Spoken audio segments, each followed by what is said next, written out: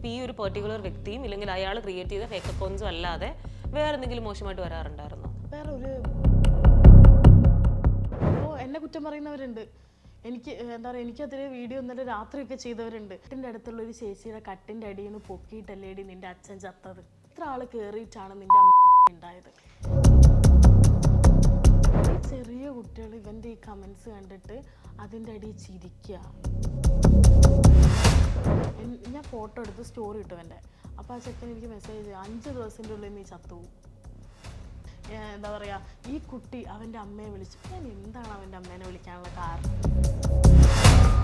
Men's കമ്മീഷനോടൊക്കെ ഇതിനെന്ത് men's commission പ്രതികരിക്കാത്തത്? ഇപ്പോൾ പെയ്ഡായിട്ട് എന്തോ വീഡിയോസ് ചെയ്യിപ്പിക്കുന്നുണ്ട് എനിക്കെതിരെ.